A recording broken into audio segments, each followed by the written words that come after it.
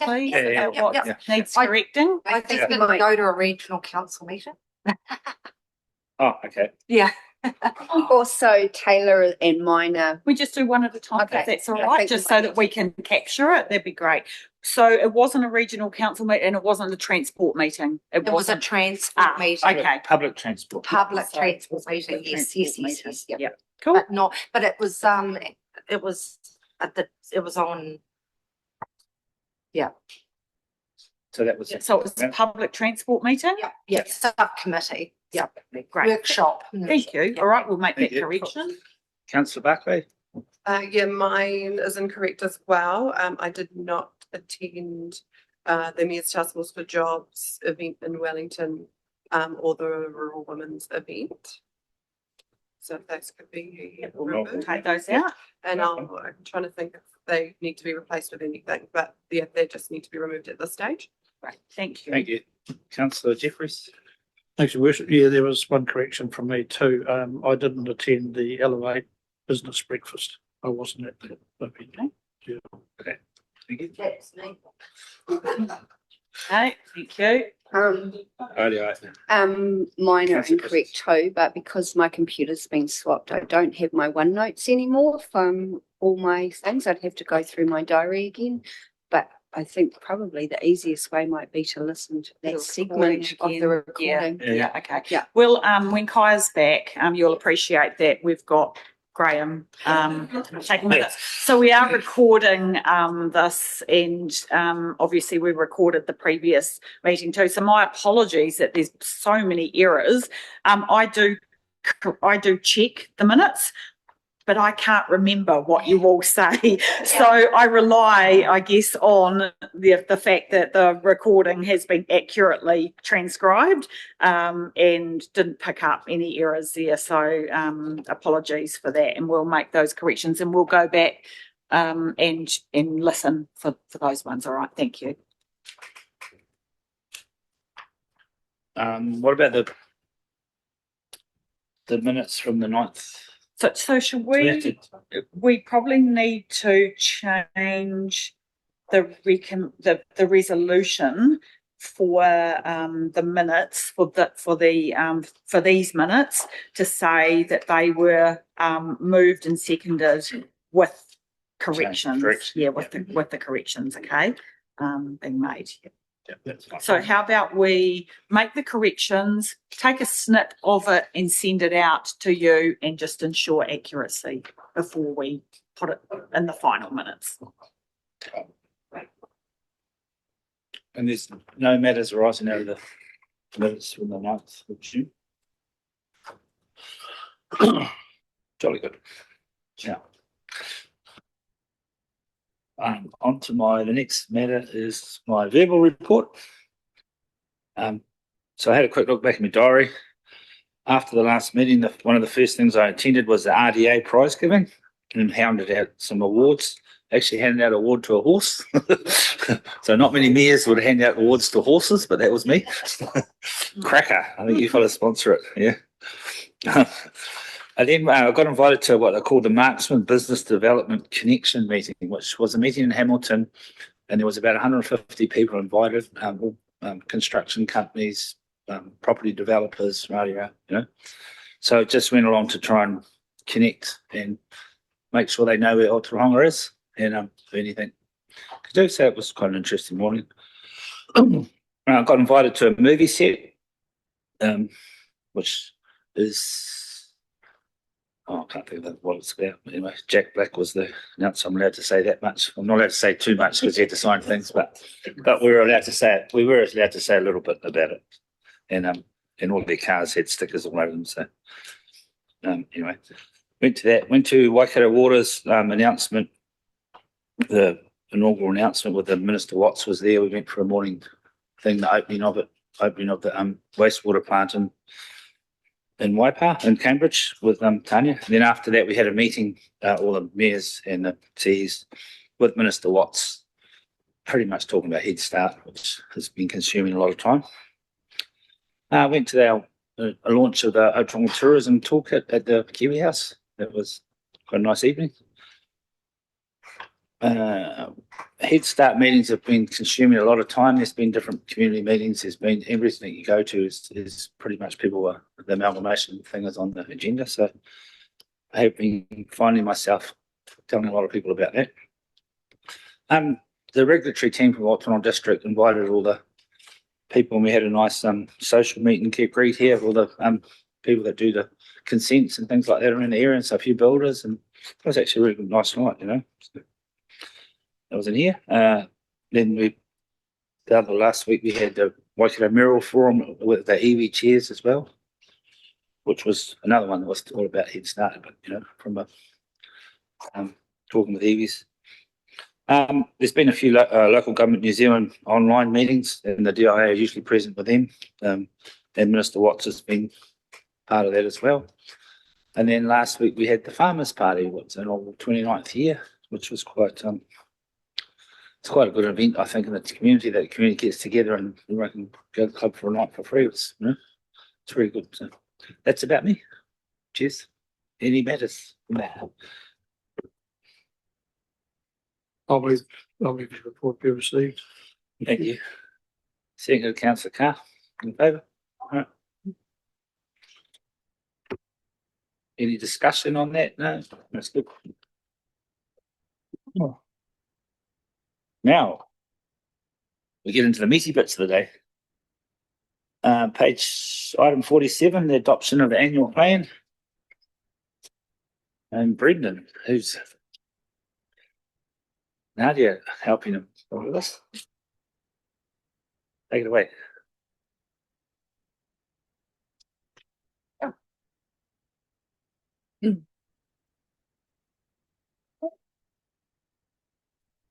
Tēnā koutou e te koromātua i ngā kaikainihira, tēnā koutou katoa.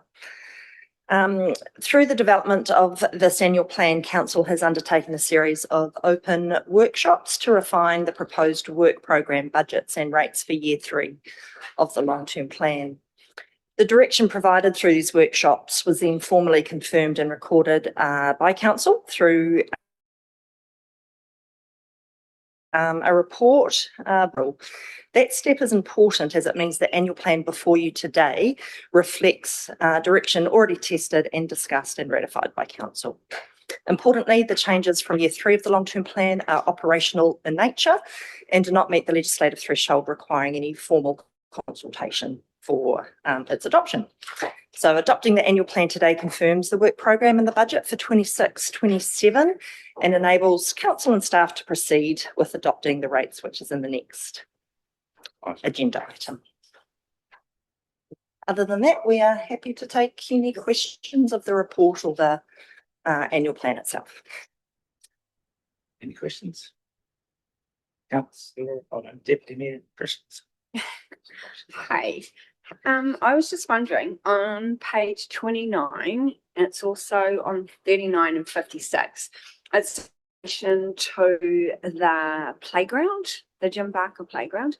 I'm just wondering if the wording can be changed, because when you read it, like I know, and most people, most elected members know, that the sunshades and the musical instruments, the money isn't being, the turf is still getting replaced through insurance. But if you read it, it looks like the community board has deferred that. So I was just wondering if I could just have a few more words in front of it, like as the turf replacement at the Jim Barker Memorial Playground will be funded through the council's insurance claim following the weather event, and then go into a portion. Is that? Yeah, Absolutely. So we'll just need to capture that in the resolution. So we're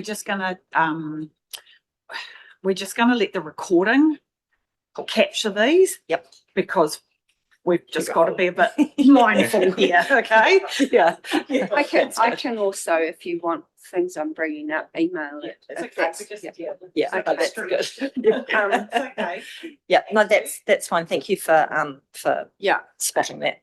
And then on page 38, around the Hupatia Reserve Development Plan, like we're progressing it.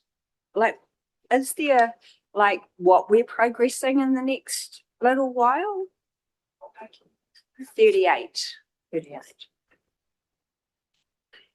Like, do we, 38 of the agenda or 38 of the plan? 38 of the, sorry, 38 of the agenda, I Yeah. would say. Mark may want to speak to this, but I believe that the details of what we're progressing through this year are coming through the work that Sally's going to undertake. Yeah, I'm just trying to find the 38. It's more around the reason I'm asking is so that if people do read that annual plan, and they ask an elected member what's getting, what is getting done at Hupatia in this next 12 months, or I can sort of say, well, this is the work program, or Like, for example, so far they've pulled all the reads out. yeah, stuff like that. Is that part of the town concept? I'm not sure. Yeah. So my suggestion for that is that level of detail usually doesn't get captured within the annual plan itself. What we do have the ability to do is update our project pages on connecting Otorohanga where that detail can sit. So then if elected members get asked, what are these projects, or where are we at, what is planned, then you have somewhere where you can direct to people. No, that's awesome. I will go and have a look myself. Yeah. As I say, that page may need to be updated. I mean, it's likely because we've had, through you, because we've had no one delivering the concept plans for 6-8 months. Yeah. And we've got a fixed term appointment for 1 year with question marks over what we do with the concept plans going forward, that we will bring a reprioritisation back to you and ask you and the boards what are the low hanging fruit that we want to tick off. So we have prioritised, but there's still too many priorities Yes, I understand for that. someone to knock off in a year. So we're I probably think going to it's bring just- that back to you so you can actually give us some guidance on the key areas you would like progressed. No, just because it says progressing. That's the only reason I asked. Yeah. And then I have one more, I think. Page 51, and I would say it's 51 of the agenda. And it's just a question around, and it's not changing anything quite, it's just a question around for me, and it might not even be an annual plan question. Like we retained our tourism. We've come up with this also, like the work that's been done on the tourism workbook, which is fantastic. It was more a question is around like the 70K that we've kept in house to do that sort of thing. Have we extended that budget for the tourism playbook? So we've been able to do that with the 70K. That's what I'm asking. Yeah, so that's more an annual report type question, but I'm happy to answer it here. Through the long-term plan 24-34, council agreed to reduce that 70K to 35K, and then we tried to renegotiate with Hamilton Waikato Tourism for deliverable against the 35K. And that negotiation happened after the adoption of the long-term plan. So part of this is also to a little bit of education for our new elected members also. So we didn't retain the 70K, we retained the 35K. And to answer your question, yes, that's all been done within that budget. That's awesome if we've been able to, have staff time, consultants and everything do that. Okay, cool. That's me done. Thank you, Councillor Butcher. So next on the list. Thank you. Kia ora. In relation to what Katrina said about the Otorohanga Community Board, and it's probably more around the wording, the same for the Kawhia Community Board recommendation. It sort of says 100,000 has been allocated for maintenance of the Kawhia Community Centre. But it's a bit more than that there is some funds coming from the general reserve, so it's not like the full 100,000. So just the way that it would look. It's the same, Which page were you? 29, we'll just start with, 29, it's okay, yeah. 29. Yeah. But when you delve down into the agenda, sorry, and then you delve down into the annual plan, you do get that more detailed Yeah. understanding. So just again, think, Yeah. I that's- guess, I get what you're saying. I guess because this is in the report, Yeah. we're obviously not going to go amend the report at this point. no. But yes, that is following a on valid from point. I should have Katrina, been just detailed. for public, yeah, cool, thank you. And then just a clarification on page 4950 of, I'm getting confused now, sorry. Well, it says 4950, even though we're going through the report, not the agenda. There's in there about Sport Waikato funding. Mhm. And it says that we give Sport Waikato funding. And then it then says we then give money travel for youth. So does that, and it says that's funded also by Sport Waikato. So we give in one hand, but is that meant to be someone else give travel for youth, not Sport Waikato? Yeah. Okay, so that's a bit of a miss. Yeah. Sorry. So on page 4950 of Not the different one. Of the actual. Oh, sorry, of the actual annual plan, the report, not the agenda, if I'm right. Are you referring to the plans? Yes. Okay. Yeah, sorry, footnote 14. Yeah. So in We- one sense it says we're giving, and then the other sense it says we're taking, Sport Waikato. The travel fund is funded by Sport Waikato, but we're also giving them money as well. So the correction we need to make, just for the recording's sake, is in the footnote of 14. Yeah. And double checking where the fund for Yes. the Rural Sports Travel Fund Travel comes Fund, from, which I yes. believe is Sport New NZ, Zealand. Thank you. not Sport Waikato. Yes. Yeah. Yeah. Easy correction. Yeah. Thank you for spelling that. No, that's okay. And then I've actually got quite a few, but I won't go into them. I think it's more conversation I can probably have generally. But one of them is the footpaths.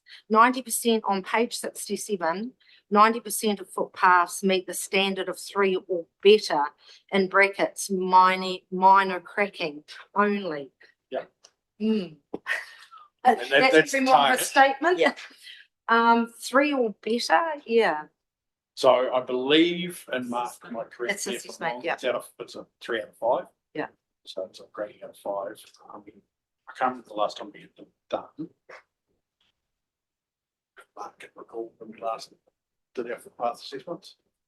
I don't know the exact date off the top of my head, but it would have been done in the last couple of years. Yeah. Yeah, and so so the target is 90%. I can't remember off the top of my head what I checked last year. Stuff. So I think it's patient funding. It is a mandatory measure. Yeah. So through the long-term plan, so a little bit more of a education opportunity here. Through the long-term plan, we set what we call performance measures. So they feed into our annual report and I guess grade, mark, assess how well council has done against what we've committed to doing. Some of those performance measures are mandatory, so they're set by central government, and some of them you have the opportunity to decide whether that's the right measure for our community, and we'll be going through that process with the upcoming long-term plan. Thank you. That's okay. And my last one was just that I would like to speak to you today about is the Otorohanga rate on page 124. That rate that you're showing, is that it going up or is that just what it generally is? Because I would have thought, don't get me wrong, with no longer having the drinking water within that. Yeah. So that's actually part of the next report, which is the rates Okay. resolution. But that rate is also mentioned in the annual plan document a bit earlier. So it's probably all right to talk about it now because it is part of the annual plan. So that was the loan rate, wasn't it? Yes. The 107 cents. Yep. Yeah. So that excuse me. That's actually a loan rate. So they're paying Okay. historic loans for all the properties within the Otorohanga rural supply area. So change water from drink potable to stock only doesn't affect that loan rate because they still have that whole loan to pay. Okay. Thank you. Councillor Buckley. page 35 of the agenda. Can I just have clarification, please, or a reminder? Did we change the word wellbeing? Yes, that's for the upcoming LTP. Yeah. Thank you. Good question. Good to see everyone's reading it. Oh my gosh, Councillor Jeffries has got a question. You sound surprised. I thought your light was faulty. No, they're only minor ones. On page, what page is it? Sorry, page 85. It's the cost of service statement for waste management. Yes. Does that figure of 824 that reflects the newly or recently awarded contract? Yes. It does. Much as we had costs, budgets together. I think we did because I think we've been through the process at that point. Okay. That also, I will point out, that's not just that contract. Obviously, there's the waste management and minimisation educational stuff that we do through the fund that we get from central government as well. So there's a lot of other things, not just that contract at 824. Okay, thank you. And on page 88, as I'm just semantics here, but the red figures, it says profit before and so on. Is it too late to change that to profit/loss or something? We can change that. You can change that? Yeah. Good point. What was the other one?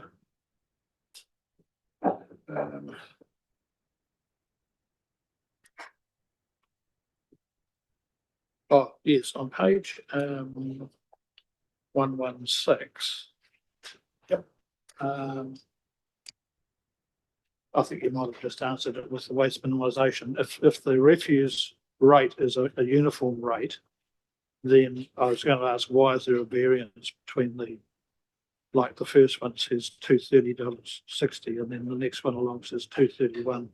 So does that recognise that not all of the rubbish and recycling services is a uniform charge? Yeah, so the fixed charges, uniform, but there is a district component that goes into them, which is obviously capital value, or part of its capital value. Okay. And then some of the district funded stuff like the education and that sort of stuff is also district funded and capital value funded. Okay, thank you. And almost there. Page 117. Your example rate increases. Is it possible to, unless I've missed it somewhere, just give the percentage increase for all rates year on year? Like you're showing here the rates on different valued properties. Yeah. But the average rate increase, say for Otorohanga community or Kawhia community, I understood, say for Kawhia, it was about 3.1. 3. It came to about 3.4 or something. Yeah. So when they read that and see 5.39, right. I mean, that's obviously what it is, but the average rate, I think, would be useful to have. Yeah. I think in the past, if we have put it on there, it might have been In the intro, Yeah. we've usually put it in the intro rather than buried in the Cool. body of it. Yeah, that'll be good. I didn't Good, spot thanks. that that was missing this year. And the last one was on page 200. Yep. There's just a question on the better off funding. that's in the finance report. Oh, of course, I'll be. It's like 5 agenda items Yeah, long yet. yeah, I'm So reading, see that one. I'm reading my comments column, not the other. Yeah, sorry about that. That was all for me. Thank you very much. Thank you, Councillor Jeffries. Councillor Tony.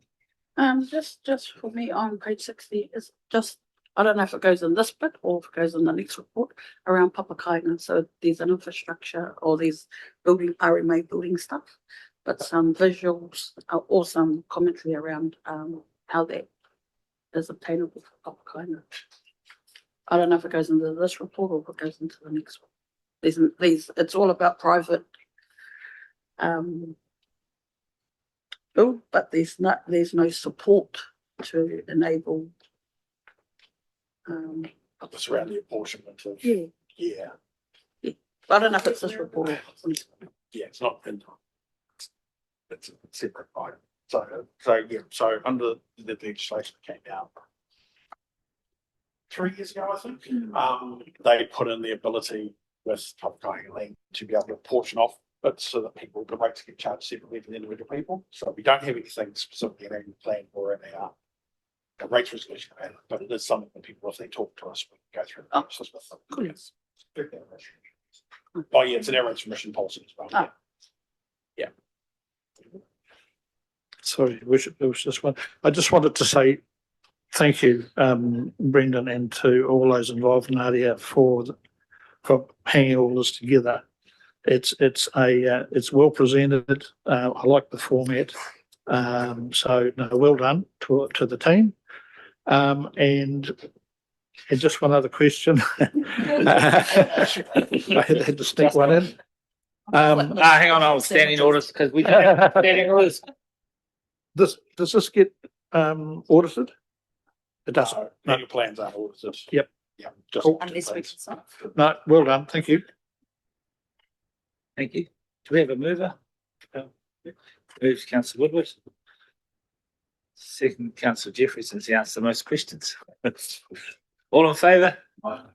Against? Carried. On to item 48. Page 1, 2, 3. Rates resolution. Yeah. Brendan at the podium again. Oh, Graham now. Yeah. So I can speak while Graham's grabbing a seat. It's got the magic pen. Please, Henman.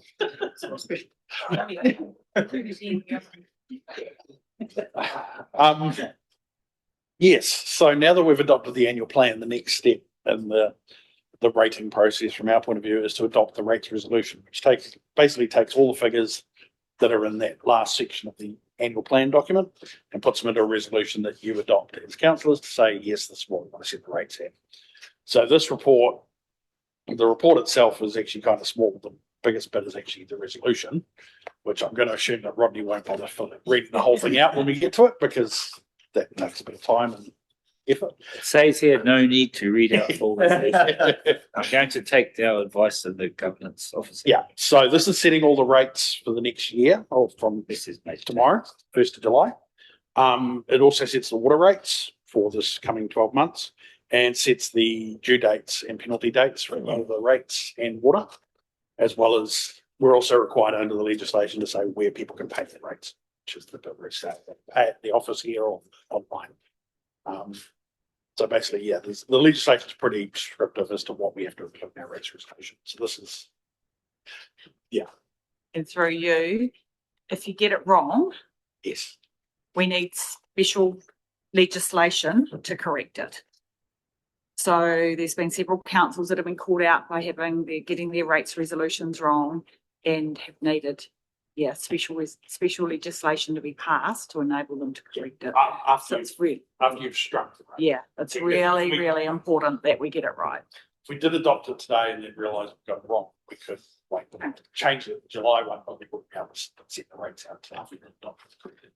Yeah, so just following up from what Tanya said, so just to give councillors some assurance around that. So it's been what we do is we check it in 2 or 3 different places. So obviously we check the council report, we check what's gone into our financial system, our magic system that we use to strike the rate, and we also check that when we apply those rates in the dollars and rates factors, that we're going to generate the correct amount of revenue, which is effectively is the final check. So what will happen in the next 2 or 3 days is that all that maintenance is all done in the new year, and we roll new into current, and then we strike the rates based on those factors.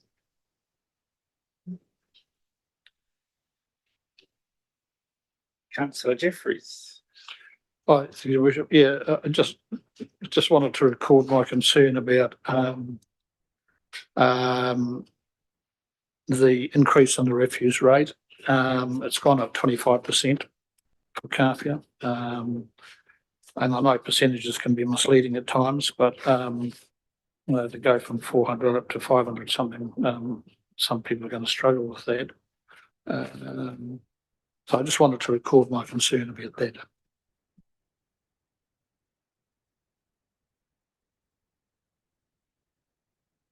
Just as more probably curiosity, like just Councillor Jeffrey's talking about the rates.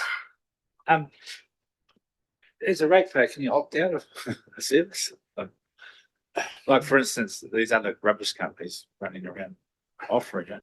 Can you say sorry, but I don't need it? You can't do that. It's rated. No, so the way, yeah, But like if you've got water at your gate, you kind of Yeah. Or sewage. the only time you could is if you had bare land, we'd give you a remission for said services like refuse, because obviously if it's no house, you probably don't use the refuse service. We'll still charge you the rate, but we remit it at 100%. So it looks like you can charge, but it's split off. I just was curious, really, rather than Thank you. More questions, please. Yeah. Tiffany and Katrina is next on the list. I'm just wondering, and I know it's in the annual plan, but most people probably won't go to the annual plan to look for it. They'll probably go to our rates resolution report. That nowhere do we say all of this results in an average rates increase. Like,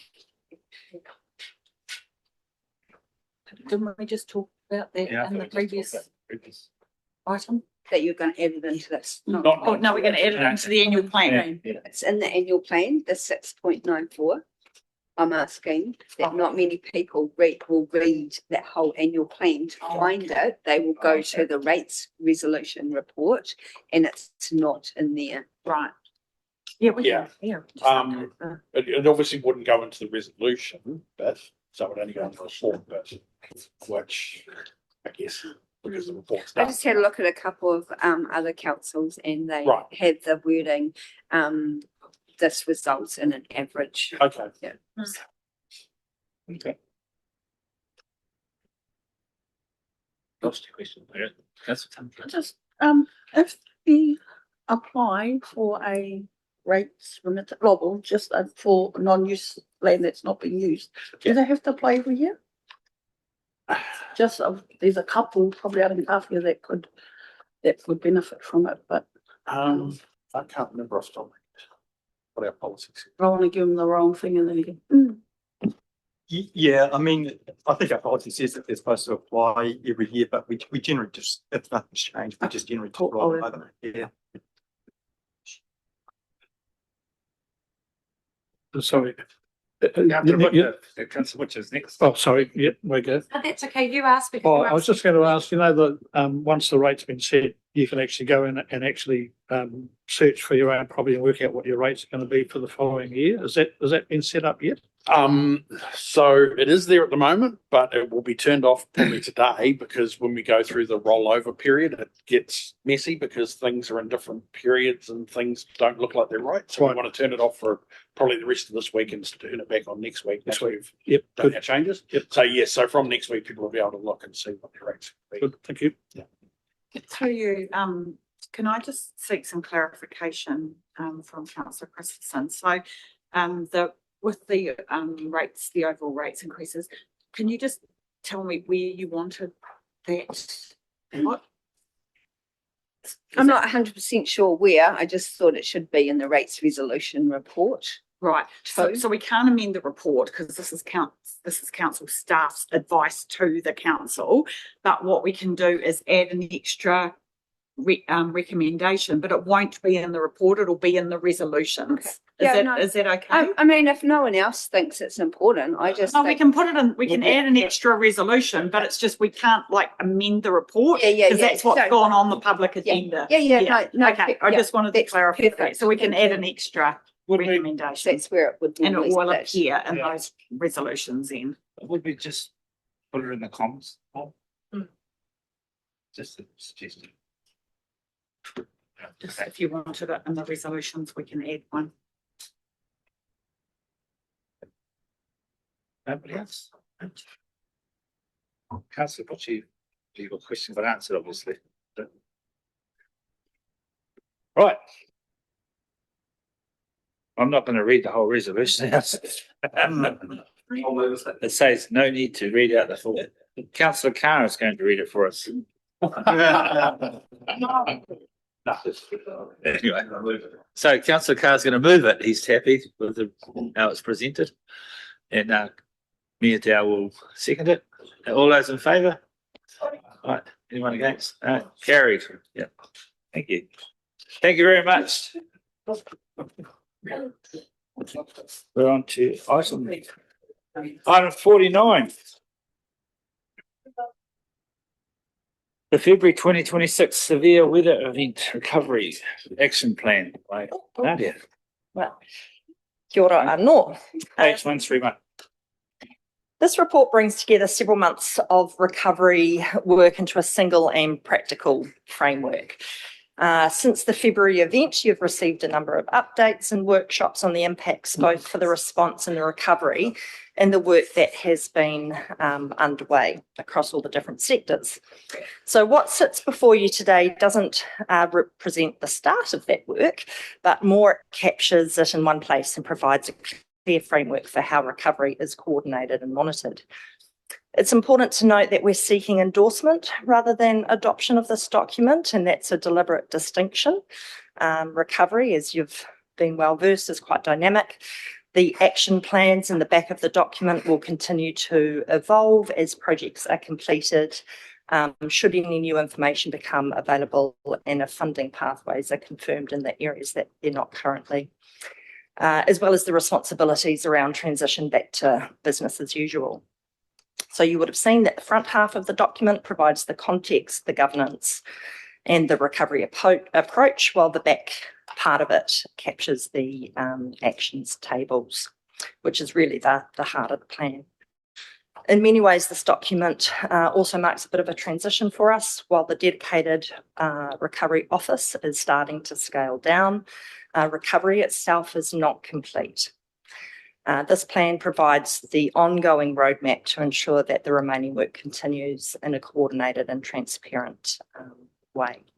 A separate exit strategy is currently under development so that that transition to BAU is clear and transparent also for all of those involved. Other than that, I am happy to answer any questions of the report or the document itself. Thank you, Nadia. Any questions, Councillor Kitty? Nadia, I just want to say thank you very much for this report, and also just from the start to where we are now. Also the updates you sent by email, that's been really great to have all those updates and understand. But yeah, from hand to heart, thank you very, very much for this work. Thank you, Councillor. I'll accept that on behalf of the wider team of recovery. Councillor Tamaki. Yeah, I just want to take for Councillor Kitty's me. I think it's sobering and it's warming to know that the lens is quite holistic. There's a real touchstone in there for our communities and to reflect that how we can help in times of need. So you know, to the team and to even to yourself, you're probably the touchstone for us as our lead in this, and I just wanted to meet to you. I think one of the biggest things in this report that stood out to me is that we are reflected as a beacon of those anchorages in terms of our community and in terms of our organisation. So, tēnei te mihi. Thank you. Thank you. It's a good plan. No one's here. Even Councillor Jeffries has got a question. So the resolution, I'll read this one out. The Otorohanga District Council, endorse the February 2026 Severe Weather Event Recovery Action Plan attached as Appendix 1 as the guiding framework for Otorohanga District Council's recovery program.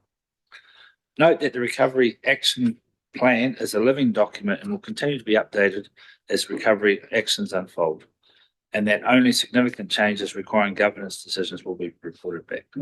I have a mover. Yeah, move Councillor Woodward, second Councillor Kitty. All in favour? Carried. Thank you. Thank you very much. Moving on to item 50. Kerry, downstairs, please. The older person's housing policy.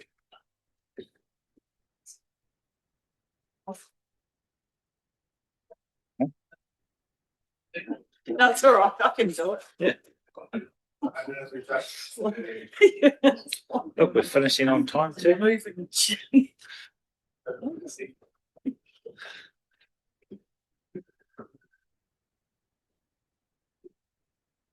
Page 176.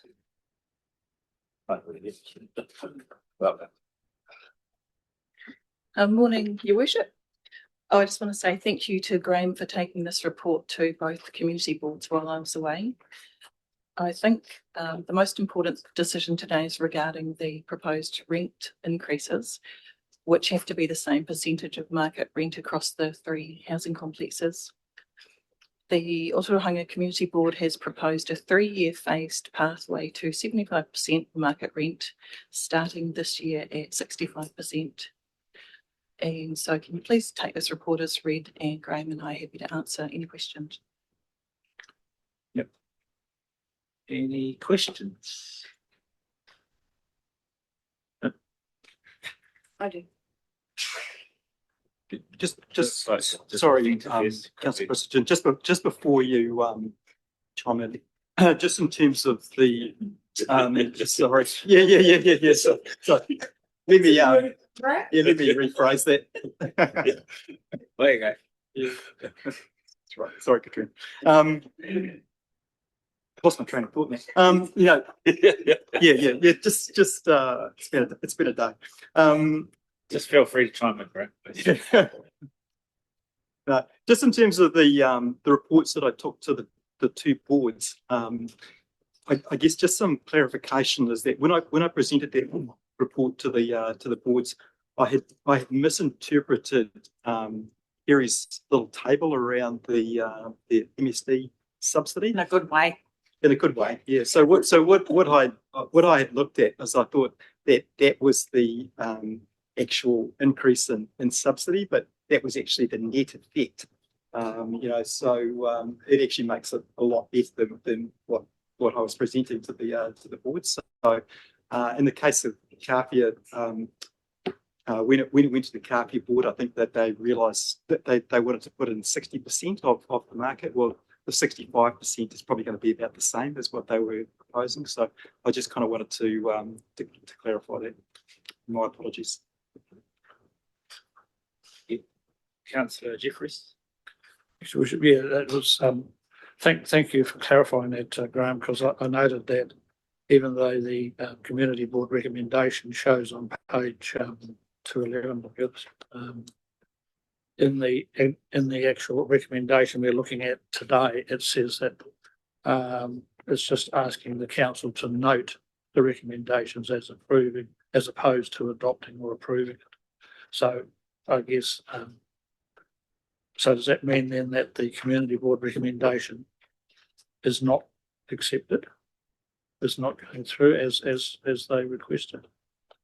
Yeah, so yeah, just a clarification on that. The community board recommendation was 60% of market. That's right. If I had interpreted the table correctly, yeah, the 65% of the market is near enough to the same as the 60% that was recommended by Kāwhia board, Councillor. Okay. Just to answer your question though, Yep. so what staff have done have taken the recommendations from the boards, and then this is the staff recommendation to council. Yep. So staff are recommending that we don't adopt what the Kāwhia Community Board has recommended. Yep. And then it's your job to, I guess, to weigh it up and say, okay, do we take the community board's recommendations or do we not? We're recommending not to. And yeah, acknowledging that there's been a little bit of a miscom happen there, but even if there hadn't been, we would still be recommending that we start from that. And then it's it's up to you whether you take that recommendation from staff or you want to go with what the community board have recommended. I think wherever we end up, it would be really good to get some comms back out to the boards acknowledging that we misinterpreted and putting things kind of straight. So wherever you end up today, Yep.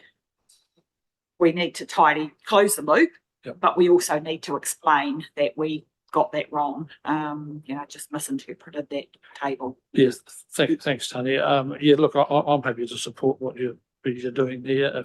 If the effect is the same, then there's no need for that recommendation to go through, I don't believe. But if there's an explanation going back to the board, that's probably all we need. Yeah, thanks, Councillor. Effectively, the recommendation we put forward is the same as the Otorohanga Community Board recommendation. Right, and the effect on the individual pensioner, if you like, is no difference. Yeah, very good. Thank you. Deputy Mayor. My comments are around in the resolution about the removal of the curtains. I don't agree with it, and the reason being is one, we're providing housing to people that can't afford market rent, so they probably can't afford curtains. But also too, like there's a campaign at the moment from Habitat for Humanity, Community Energy Network, Starship Foundation, even though that's probably more drive towards for children, and a few others campaigning that curtains actually become part of healthy homes. And there's actually a bill in Parliament, and I'm not saying it's being passed, but a bill in Parliament in May. So it could be. So if we go and change our policy, we're going to be back here changing it again. And I just think that we should, as home providers to our community that need these homes, we should be providing curtains. The situation right now in the flats is that I think all of them have curtains already that were in there. Perhaps they were provided by council or provided by someone, but they've all got curtains. They've got some blinds as well the council provided. I think this is the worst case scenario in case people have taken them for some reason, then we have to replace them. A while ago, or just recently, we got a quote for, it was almost $1,000, and that was just for tracks. It wasn't even including any curtains, so there's quite a big cost involved. Yeah, when I spoke to Jared about this, he said most tenants prefer to bring their own curtains. And so, I mean, a halfway house here could be that it's not a given and it's on an individual discussion with the tenants. Because I don't know if we have a curtain bank close by, like in other communities I've lived in, we've had curtain banks where people donate their curtains and then they're, sold for $10 a pair, or like really, I don't know if anyone does that here, or nearby. But it could be on a case by case basis. Katrina, so that we're not as of right doing it, but it's more in discussion with the tenants. It doesn't have to say brand new curtains. Like we've got a line shop that would probably help us out too, but I do think we should be providing them, but that's just me. So in saying that, I wouldn't support the resolution in full. Councillor Buckley. Thank you. I just had a question around if we change the age group to 65 plus, if there are any residents who are between that 60 to 65 currently residing there, what happens? Do they need to reapply, or are they going to have to find somewhere else to live because then they no longer fit the criteria? That's what I'm asking. There is no one between 60 and 65. They're all above 65 years of age. Can we double check that? Because we might have some information from one of our community board members whose mother is currently residing there, and she's not 65. Okay, I'll check that. Thanks. I don't think. Back to your question. No, we're not going to evict people because we'll grandparent. That's probably a bad term, but we'll grandparent the situation, and there's a discretion in there as well. We've always had an age range for this, and we have gone outside the age range in discussion, usually with a GM or me, under special circumstances. Yeah. Councillor Carr. Well, a couple of things. Just want to support what Katrina said. I think moving forward, curtains are going to become part of healthy homes, so we may as well just suck it up now. Otherwise, we're coming back here in 12 months' time. Sort of understand the eligibility criteria, but is there a waiting list? Who prioritises who gets in? Was it just like next cab off the rack? Sorry. Yes, there's a waiting list. I think now there are about 9 people on there. And so when a flat becomes available, I would arrange to meet with at least two other staff members, and we'd talk about who's on the list. We think about who needs, well, I do talk to one lady in particular, and she keeps saying, where am I on the list? And I have to say to her, we look at factors like how much do you need it? And so it's not necessarily a next cab off the rank system. Okay, so was there like a set of criteria that you, for want of a better phrase? Yes. Was it a gut feel? No, we talk about it. So residents from here, from this area, and if they're, I think it's in the policy. So family members, need, basically, those would be the main things. Thanks. Councillor Tamaki. My question is just around the thresholds around the criteria for our whānau that may have assets and trusts of land and stuff like that, which would probably for some of them push them up over that, but they wouldn't necessarily have the intent to use those assets. If you know, they might be 1 in 20,000. That's a fingernail, and it will thing. So, yeah, that can be a difficult one. I spoke to Graham about this, and looking at other places where rents have gone up, I've seen people say, "Oh, my rent's gone up," like in Rotorua, $150, and I thought, well, if that person perhaps isn't or must not be eligible for WINS subsidies. So we just thought if we brought it within that WINS subsidy area, then there would be less of an impact. Cool.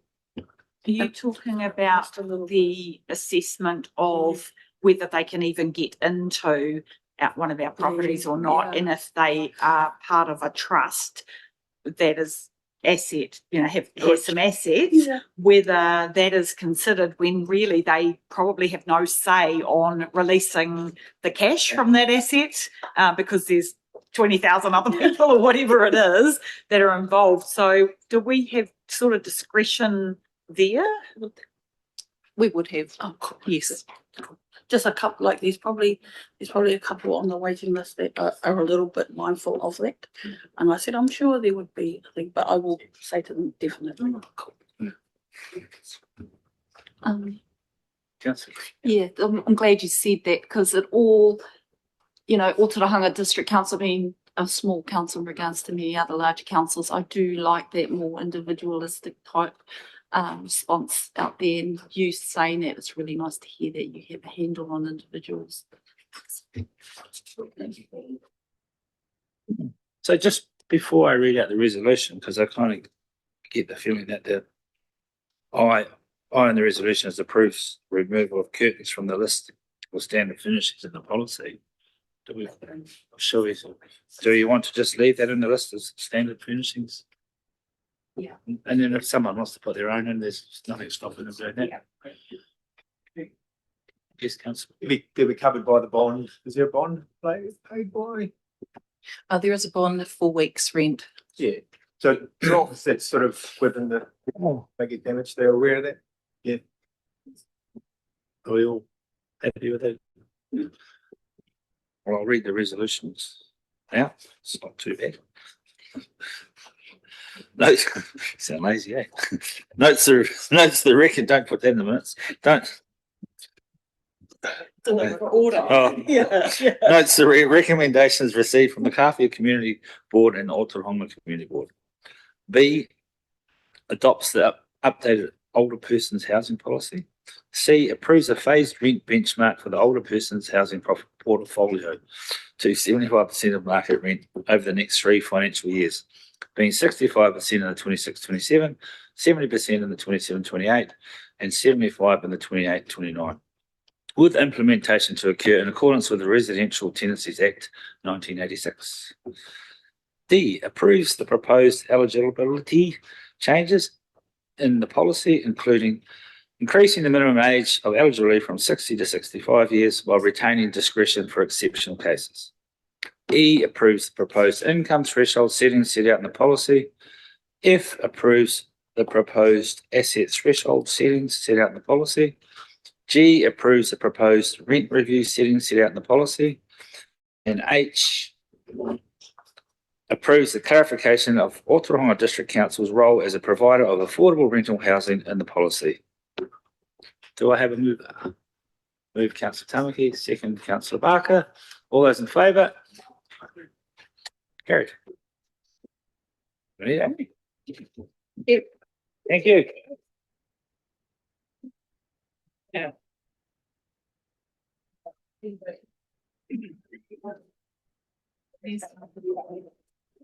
Yeah, we're rocking it. Item number 51. Welcome, James.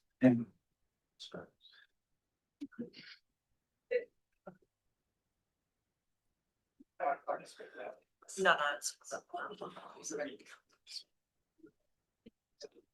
So, welcome. Kia ora anō. Before introducing this report, I'd like to welcome James Towers, who is our contracted provider for the Mayor's Task Force for Jobs Community Employment Program, along with Louise McCord, who works across all of the Otorohanga, Rangatike and Ruapehu districts where James Towers contracts, also delivers the same program. And of course, Taylor Barclay, who is our local team member. Before I hand over to the team, I'll just briefly introduce the report that's before you. As we're technically reporting before the end of the financial year by, 12 hours, this report provides a year-to-date update on the 25-26 program. As you'll see, this has been a year of significant change for that contract. Nationally, the contract settings have shifted considerably, funding has been reduced, and the program has become much more reliant on MSD's referrals than it has had in previous years. So while those changes have impacted the number of employment placements achieved, I believe they do not reflect the commitment of our local delivery team or the value of the program. So 20 local people still supported into employment, funded by central government, delivered locally is a win. James, Louise and Taylor have continued to work closely with our employers and rangatahi, the job seekers, to achieve the best possible outcome within this constrained operating environment. The report also looks ahead to next year, where both the Mayor, staff and the team will continue to advocate for a contract that has better settings and better reflects the realities of Otorohanga and allows us to intervene with young people before they enter the benefit system, not forcing them to do so. So rather than me speak to any more detail, I'll hand over to James and the team. They can share how the year's going, maybe at a more broader level, and there's a presentation to go along with that I can push buttons for. Okay, right, James. Thank you. Kia ora. Thank you, Nadia, for that introduction. My name's James Towers.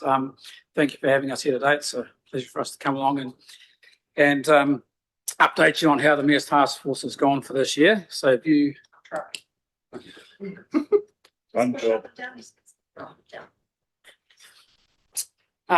So I'm just going to give you a brief summary of what is in your report, some bullet points, and then some time for questions at the end. So feel free to ask either Taylor, myself, or Louise.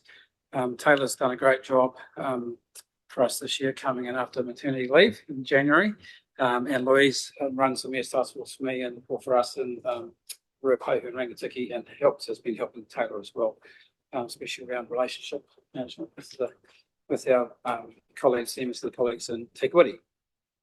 And can you just go back? Because I just, for those who don't know about the Mayor's Task Force, this is our original mission. We started in 2020, and it was always about using the power of localism to develop pathways that build economic well-being for our young people. And it's really important, I think, to remember that, because we're kind of steering a little bit away from that with our current climate of contract, not including NEETs. But it is what it is, and we just do our very best with what we can do. So just wanted to point that out to those who haven't seen that before. Thanks. So the target for this year for Otorohanga was 27 placements.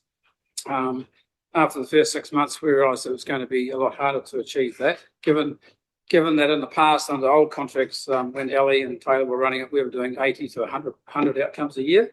Kind of thought even with the new contract in place, we could do 27. But because it relied so much on referrals from MSD, we realised that we weren't going to make that. So we asked to have that target revised, something that we could achieve.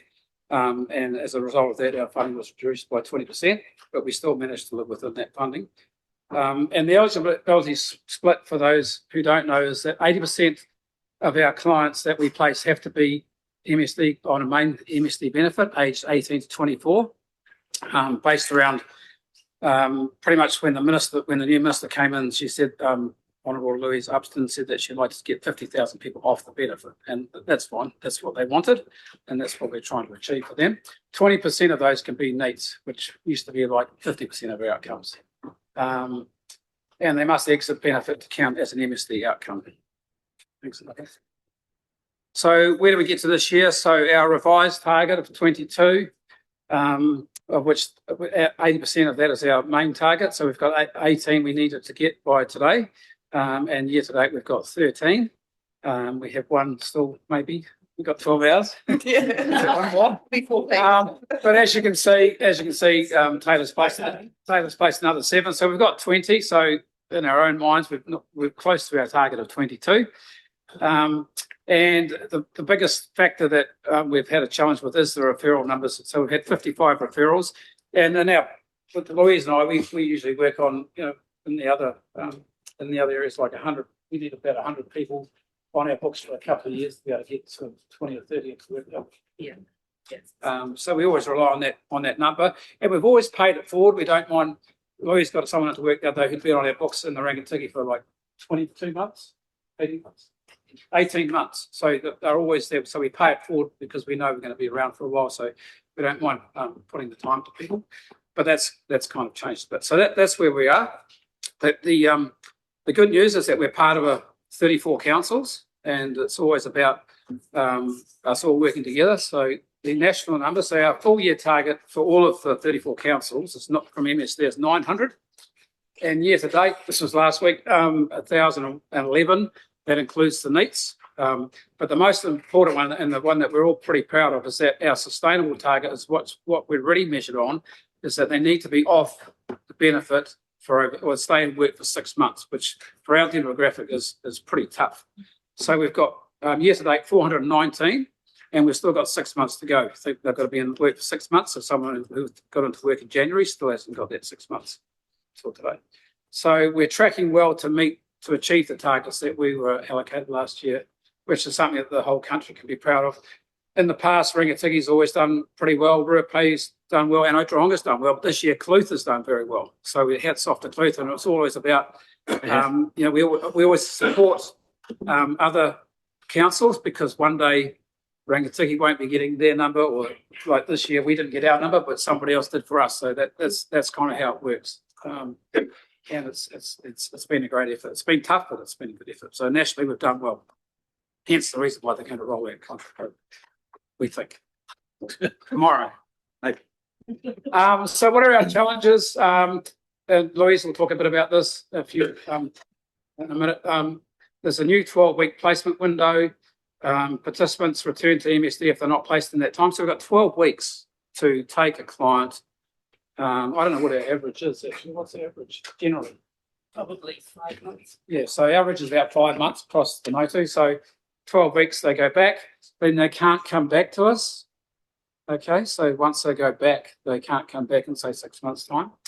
And in November, the new legislation where 18 to 19-year-olds living at home with mum and dad will be assessed, and they may not qualify for us if they go off benefit. Our solutions, I always like to give MSD a solution, and based on what we saw last year, we don't want to lose the Mayor's Task Force. We get good support from the team here, and it's a good thing for Otorohanga to have, even for those 20. So we've asked for a 50-50 split, MSD and NEET. So now at the moment it's 80-20. So we've asked for 50-50. I don't know that we'll get it. If we got 60-40 or 70-30, it'd be great. But it is, at the end of the day, MSD do fund for MSD clients, so the NEET's a big ask. But if they want it to continue Otorohanga and us to achieve some numbers, and restore the early intervention capability, which is, you can talk a bit about that as well. So just in general with the new contract. Yeah, so I'll just go back a little bit. So Louise McCord here. So my background was 21 years as a work broker, grassroots in the Rangatiki, helping people into work and helping employers. So I've got a long history in helping people into work. So I just want to say this 12-week challenge, and it is a challenge, 12 weeks with a young person where they're finding their feet, where they're going to go, is going to be really hard. I've helped people for so long into work, and the matching of the person or people to jobs, and it could be people here wanting work. It doesn't, I've got a person, there's a job, off you go. To be sustainable, you have to have the right job. Doesn't have to be perfect, because this is the real world, okay? But like I've got a young lady in Tamanui. She came on our books in October, wants to be dairy farming or farming, blah, blah, entry level. Who knows of entry level farm work? They want skills. But then I had an employer phone me. Oh, do you want somebody? These two. Yeah. So to find that match, and now we had a dairy farmer come to us wanting an entry level, but they need a car, restricted license. So I got this young lady from October. She's having a trial this week. It does not match in that 12-week period. Jobs don't match like that. But this is what we're dealt with. We're going to make it work. We're going to try our best. But it's going to be difficult, okay? Because, and then this job, somebody wants a mechanic, we haven't got a mechanic. It just doesn't match like that. But we're going to make it work. We're going to do our best. And I've got ideas floating around in my head how we can try and make that happen. But I'm not going to share at the moment. Any comments from you, folks? I was just going to add on to the last bullet point there, just to clarify. So not only that the 18 and 19-year-olds who are already on the benefit are going to have that 6-month review and possibly not be qualifying anymore, but that means existing 18 people who aren't on the benefit, 18 to 19 at home, who are living at home with their parents, they're not going to be able to be eligible. So there's a cohort of people who are on the benefit living with their parents, and then there's going to be a cohort of people who aren't on the benefit yet and was thinking about applying, then probably not going to qualify now. So we're now left with these extra people who could almost fall into the NEETs category because they're not in educational training, but they're living at home with their parents, who are then missing out on our services because they don't qualify. And just finally, I just pulled some stats off our website. So you can see in the last year, the NEETs rate has increased. In the past, some of those NEETs might, out of the 80 or 100 that we've got in previous years, maybe 40, 50 of those would have been NEETs as well.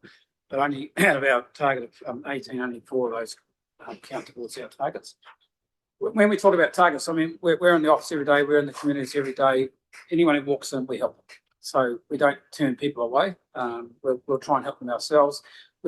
Even in the past, when we had broader outcome categories, we'd always place someone in an employer if it's the right fit, as Louis says, because we pay it forward, and then maybe one day that older person who got the job, he'll take on one of our 17-year-olds and look after him in the same business. So we try and look after the employees as well. So we don't turn people away, and we don't try and let employers down. So we're always trying to get a workaround and do more than what we're funded to do. Yeah, it's every year, it's a challenge, and every year we go, it's gonna be tough this year, but we always, kind of get there in the end. So anyway, that's it. Thank you very much. Thanks for listening. Happy to take any questions. Councillor Carr. As someone who's used your services in the past, and also used MSD, the gulf between the two is huge. Like, we had 3 staff come through you guys. One didn't work out, but that wasn't a reflection on you guys. That was more a reflection on said individual, but the other 2 were great. Everyone who's come through MSD either don't turn up or they don't last a week. And the perception we have is they don't want to work, with all due respect. Whereas the guys coming through you, or girls, whatever, they want to work.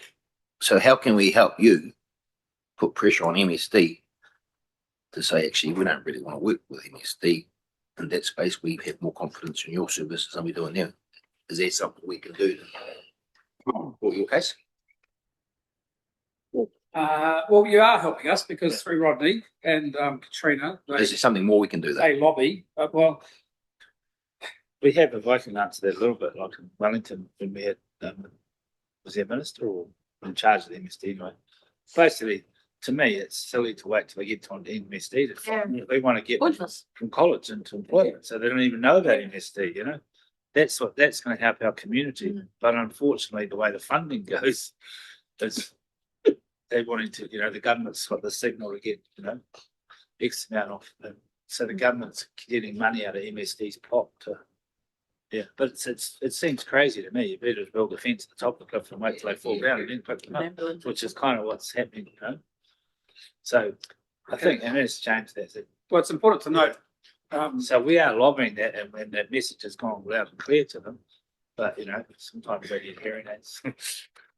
It's important to know, I think, that when we first started in 2021 with the pilot, and particularly with 4 councils, and then we grew it, it was funded by the COVID fund. So COVID displaced was a big outcome for us. So people who wouldn't get the jab got fired. So we placed them to work. We disabled people, disability people, and over 24. So that was the COVID fund. And then 2 years ago, it was the COVID fund no longer existed, so it went to MSD, and it's kind of, I think it might have been imposed on MSD at a high level. They were going to hear at us, and we didn't have to tender for it. So that there's been I think there was a little bit of tension there, but we've kind of worked our way through that. So it has got hard, but at the end of the day, if the minister and the ministry want 50,000 people of benefit, and that's what they're asking us to do, I think, and we show them that we can do it. So as long as we keep doing that as a collective, I think that's. But for Otorohanga, it's tough. We don't get the 50-50. I'm not sure where our numbers will sit, but we have to negotiate that with LG and Z people in Wellington, but we're going to be negotiating in July as opposed to May. And on top of that, the team are always looking for other funding forms, because I think at the end of the day, that's the only way we're going to be able to help people outside the MSD contract. They're very they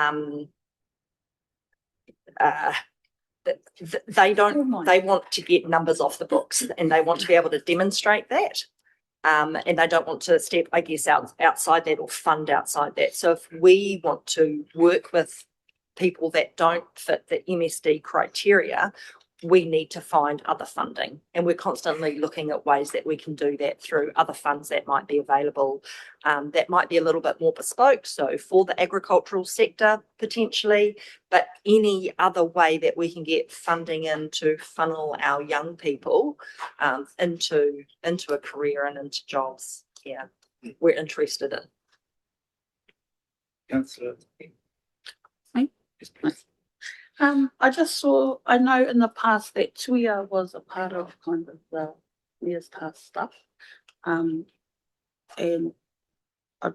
it's no longer. Tuia? Yeah. Cool. Well, yes, all right. Actually, that's good. Cool. I had caught wind of that one. So there were several programs. What I was going to say, different programs that are run out of Mayor's Task Force for Jobs. So the one that we're concentrating on here, I guess, is the Community Employment Project. The Tuia project was one that's separate. Okay, cool. And then I just think 12 weeks is so hard, I think, man. You know, one of MSD annoys me, and that's another conversation, but you know, I think about the time frame, like how they can't come back after they've been to use and put into the thing. Is that a forever thing, or is there actual time frame on that? Like, like if they've been through the program and, Yeah, so it's a year by year contract. Oh, yes, So so- last year it was advised 12 weeks, which we cancelled because you can't help somebody in 12 weeks. Yes, occasionally we get a win. Meet somebody one day into work during that week. Yes. It's rare. So it's a year by year contract. We haven't got the contract yet. We haven't written what's going to be written. We've been advised that it will say 12 weeks, and then the person will go back to the case manager to be case managed. And then if it doesn't happen, and there was a comment or a thing to say that they can't come back. It won't be referred, is what you're told. Unless there's exceptional circumstances, and that can be a story. And that's year by year, or is that completely no? That will be for this next year's Okay, contract. cool. After that, who knows? It may be different. Like there's a situation where if Taylor's got someone, she's been working with them, and they've gone for a job interview at week 12, and the employer's waiting to come back. She can write to Wellington, Tammy, our team down there, and say that the employee's been for an interview. We think she's going to get it. Can we get an extension for 2 weeks? So they'll grant that. But the one that got a job after 18 months, that's gone. I mean, we can still get that person the job, and we can still help that employer. It just won't count as an outcome. We have a CMS called HubSpot, so we do record all that. And we have been over the last couple of years, or the team have been over the last recording all those sort of anecdotal or others, we call them others, and we've gone to the Social Investment Fund when Andrew Costa was running it, and tried to look at future funding coming from them as an opportunity for those NEETs, because those NEETs, if they don't get into employment, they tend to get into trouble. So they would save themselves and the country some money as well. So, but with the change of personnel, this fund's slowed down a bit, and we're not even sure whether that fund is going to be there. But those are the sort of avenues that we look at all the time. But you're so right. 12 weeks, particularly in rural areas, and I work in Martin, Owakuni, Taikapi. It's really tough because we want that young person to stay in work, or if that doesn't suit them, which when we're all young, we don't know what we don't know. We can then move them into another job for 12 weeks in a rural area. Impossible. And yeah, just one last comment, I think about a minister making those decisions who's probably in some cases never been in those situations, and MSD, the beneficial growth of going on a benefit grows poor mindset, and so you're almost trying to get blood out of the stone. So I commend you for even with some of the stuff, even having a go.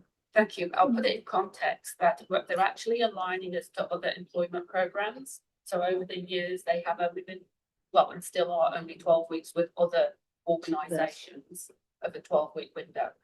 So it's not something they've just plucked out of the air. It's aligning us, but we are different. So different.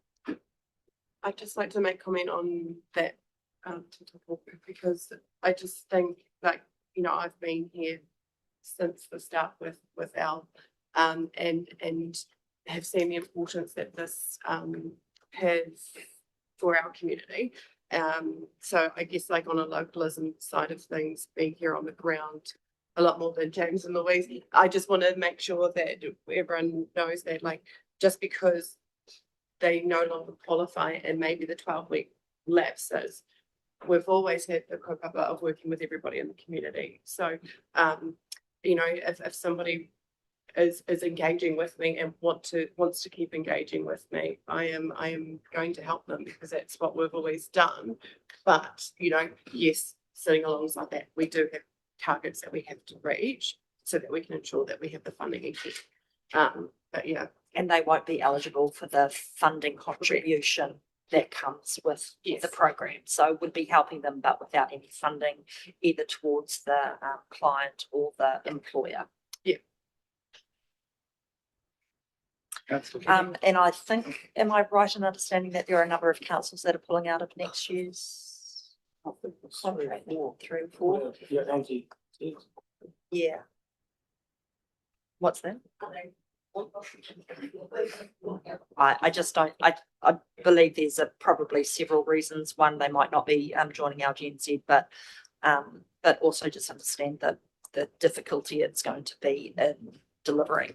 Also, you've got a number of councils that employ staff for this program, and that contract, the current contract finishes today. So those staff essentially don't know if they have a job tomorrow because there's no contract. While we have a letter of intent, until something's signed on the dotted line. So it's really, and it's like this every year, but it is a really uneasy situation for contractors and staff alike. Thank you. Thank you. Hi. Yeah, if I was fresh, I was looking at this, and I would have looking at the numbers and then year to date 20. But if I didn't have those conversations with you, both of you guys, I would have been sort of like really questioning. But I understand the constraints and how difficult it's been, and I also know that you, especially you, Taylor, you're working incredibly hard, and you have a wealth of experience. So you guys are working doubly, really hard on this project. So those numbers don't reflect at all. And considering those numbers, though, just I have 3 questions. One, being a Rangiati Award councillor, how many of those are actually Māori? Second, how was our relationship with Maniapoto Pack Trust, like that conversation we had, and Te Mihi Nui, who are also providing tertiary and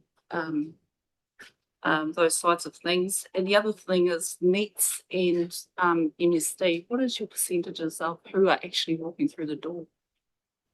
Not referral based, just referral based, and those that aren't on any what is it, financial support.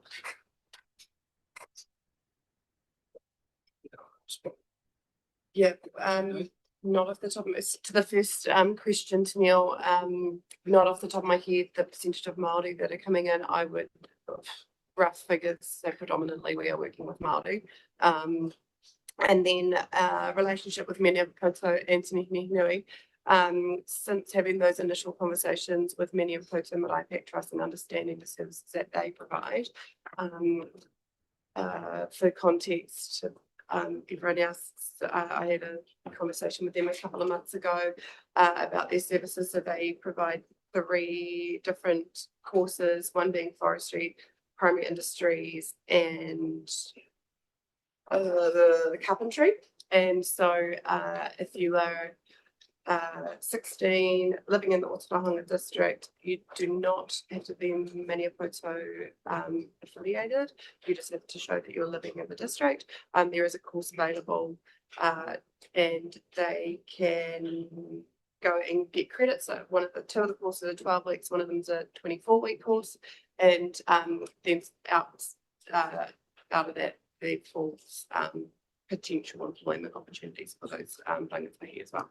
So since having those initial conversations, I've probably had 4 people who probably fit the bill of wanting to go down that avenue, and have spoken to them about that. I've yet to have somebody take up the opportunity, but it is always in my back of my head that if somebody's not necessarily going down the employment path and needs just another sort of training opportunity, that they are there, and obviously having those conversations with them. With Te Mihi Nui, can't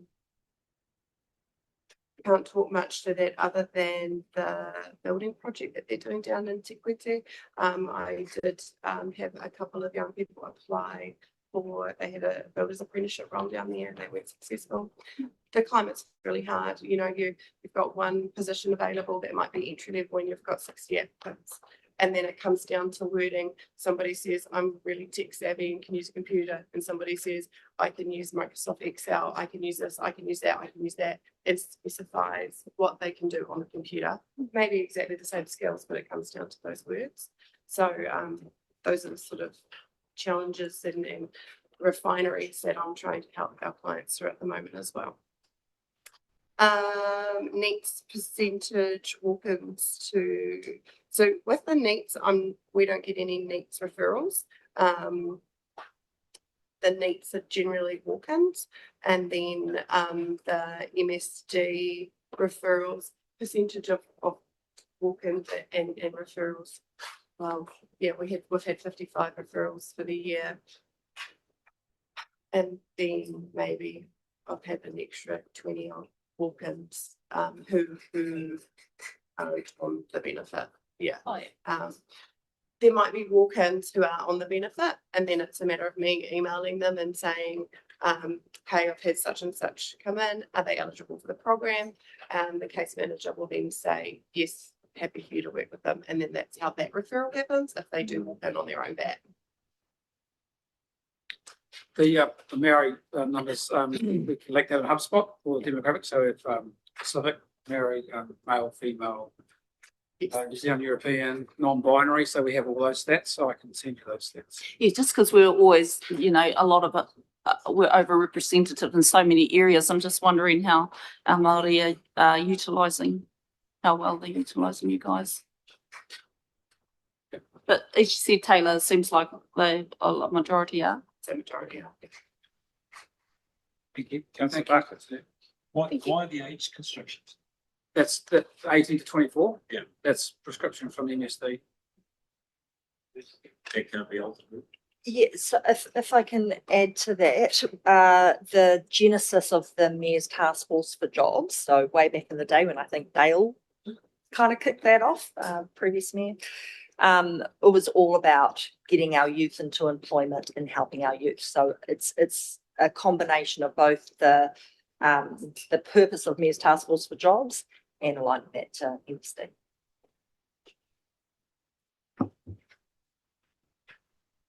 Councillor, any questions? Funding wise and outside funding to help around about how much like per do you use per client? Like would you need per client? Like so if you had say 2 clients, they didn't fit the criteria, but you'd like to be able to offer the new employer or the client boots and stuff like that, how much, like what sort of dollar figure? How it's like over the last 5 years, the way I describe it, we spend 80% of money on 20% of the people. A lot of people just need an ear, someone to listen. Yeah. And so it's a case by case basis on how we fund. So someone might be $50 worth of fuel, somebody might be $2,500 worth of clothing, some of them might be $3,000 worth of kit. Back under more, we had more money to spend. We are encouraged to use the suite of products that MSD offers, the Employment Boost, Mana Mahi, Flexi Wage. So they come with a suite of products that we can use when we work with them. Can you use those for NEETs though? Not for needs. No. Okay. For Yeah, so 20% we I'm can. just thinking. Yeah, I'm just thinking that we actually have some really cool organisations, and like that maybe that could be something that we applied to for some funding for 5 NEETs a year or something like that, or that. I'm just thinking outside the box, because like. It's all very well us saying we'll advocate to MSD about changing that 80-20%, but let's be honest, they're not going to change it because it's about getting their stats down. Mm. So, and they were quite clear when they spoke at Mayor's Task Force, they were actually quite rude about it. This is the document you're signing. That's the document. So there is no question about that percentage. They were quite almost rude about it. Yeah, so I'm just trying to think, how can we help our youth a bit more? So I don't know, is it 500 a kid, 600? Yeah. I think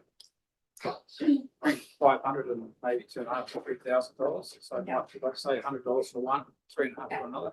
It just really depends on how much I like these guys to come to me with what they're going to spend on each person with a bit of a case. But I've said no many times. Give them a chance. Yeah. But that's because they've had time to know them. So when they put up a case, it's almost like one of their own family. even if we got like an extra, I don't know, 5K or K a year for Otorohanga youth, that would be awesome, eh? We use the license, we spend a lot of money on licensing, and we use that for just about everyone that walks through, the young ones, so we can give them anything, we give them that. Just To add to that, I guess the beauty of it is that the admin costs would be covered by the contract that we have with Hempstead. Yes. So supplementary. If we secured some funding, how would that go? Would it go straight? It wouldn't come to council, eh? It'd go like to, yeah, because how does that work? It would? Council would. Something's gone happening. It would come to, my recommendation would be that it comes to council, where the fund holder, like we are for MSD, and then we contract that out, which would be it would be part of the same contract. With separate KPIs. So if you said 5,000, you decide, no idea what. Yeah. We want 5 people into work, that $5,000. And is that going to be an extra cost for council to?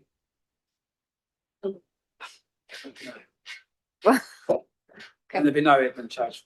Just go. Yeah, so just following on from that, because I've obviously been in this job for a long time. I'm a believer in helping people into work so they don't need to hit a benefit at come 18. Because once they do, it makes sense. So, and it's always worked, but obviously this government want people off benefit, and that's our target, and I respect that, and that's what we're going to do. So, and as well as some of you are employers here, employers just want the right person at 16, 17, no matter what age. And so it's that right person, the right attitude, turn up with your lunch. But that young person at 16, 17 might need a barista certificate. That takes the cost off the employer. They might need, I don't know, a bit of a chainsaw course. So it doesn't have to be huge funding. The number one is that right person. I'm a huge, huge believer in getting these young people into work before they go on to a benefit. So it doesn't have to be huge funding, but it might be a week away on a course, and that's adding benefit to any employers that are here, that they're ready to go. And at 16, 17, work and income can offer a flexi wage. They're not on a benefit, but the work broker can offer money to the employer for up to 24 weeks. Potentially, maybe, possibly, because I can't say. Councillor Jeffries. Thanks, Your Worship. Yeah, good report, thanks. I think probably just following on from what you're saying, just to clarify in my mind. So just say, for argument's sake, you're putting somebody with in a trade, like a builder or whatever. Is there money available to provide that person with tools and things? There is. Yeah. And as you say, if he needs some sort of qualification, you assist them through the certification process, or well, on a case by case, but they'll probably try and get the apprentice. Yeah. So what we do is if they need, we can't buy capital items, but when they're starting, say, a building apprenticeship, we'll buy their basic tools, your builder's belt, the shoes. If they're 18 and coming off a benefit, we try and use working income's money. Okay. But they've only got a certain amount. We also try and get the employer what's called Mandarin Mahi. If you want to, yep. So it's an apprenticeship, and so it's case by case. Working income can give the employer $16,000 for the first year. And there's other training costs they can give, and they've got that the young person, as long as they keep taking their lunch and do their book work, and they get $1,000 at 3 months, 6 months, and 12 months. Okay. So the young person, that's a bonus. They just want the apprenticeship, but it's a huge boost for the employer. But we can help with those basic tools. And if I can just add to that too, the beauty of this program in its early days was that it was local solutions for local problems. Right. So a lot of what the teams across the country did were things like petrol vouchers. Sometimes it was it was childcare for the first couple of weeks until those people were able to get themselves sorted, established, and that first lot of payments in. So it was extremely flexible, unlike, I guess, those MSD, what do you call them? Yeah, funding avenues. Yeah, so, and that's why it was successful. Yeah. And just one further supplementary. Hope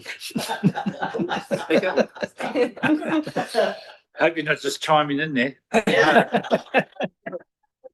Speak very quickly. So Taylor, can I just ask you, are you comfortable with the profile of MTF across the district, like out on the coast, for example? Is there much work done out on the coast there to promote of Māori Task Force? And So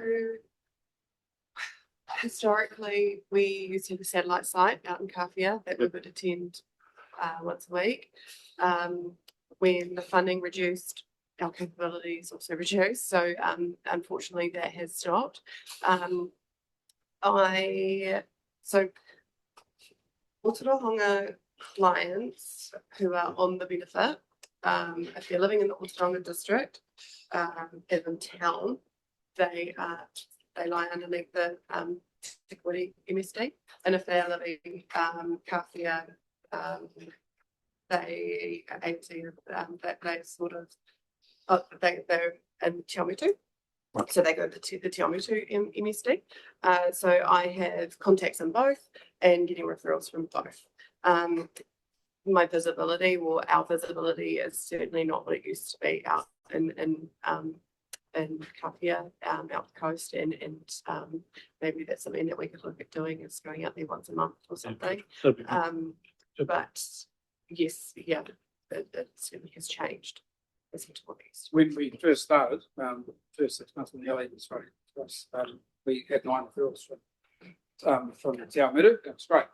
That's all I had. So we worked with those, and I think she got a couple of those. They possibly weren't 18 to 24 year olds either. So yeah, but so we did have a good connection with Te Awamutu. right, Yeah, Referrals. I've got a meeting with the Te Awamutu MSD next week. To look at how we're working with Kawhia. right. Okay. Oh no, thank you for that. Councillor Woodward. How